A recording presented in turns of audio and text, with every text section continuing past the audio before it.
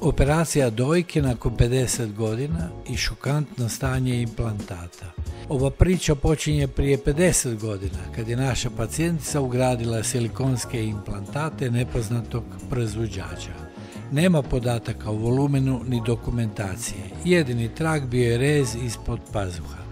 Tijekom godina dojke su se promijenile, implantati su ostali u gornjem dijelu, a dojke su pale ispod i sada su tvrde, kuglaste mase koje bole. Magnetska rezonancija nije bila moguća zbog klaustrofobije, a ultrazvuk obavljen par dana prije operacije pokazao je implantate u izvrsnom stanju, ali pogledajmo stvarno stanje malo kasnije. Operacija se izvodi u općoj anesteziji, kroz donju konturu dojke ulazimo prema implantatu i nalazimo čvrstu ovojnicu punu kalcija. Implantat uklanjamo u cijelosti uz opreznu hemostazu.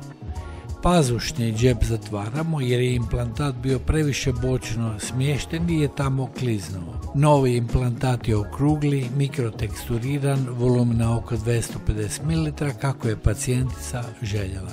Stavljamo ga ispod žlijezde jer imamo dovoljno tkiva, a i želimo prirodan oblik.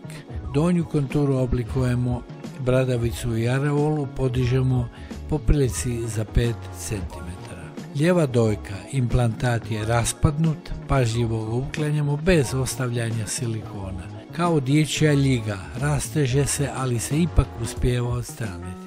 Na kraju su obje dojke gotovo identične. Implantati su bili tvrdi, puni kalcija, a ovojnica je težila gotovo 60 grama. Sami implantati su bili vrlo mali, 220 ml.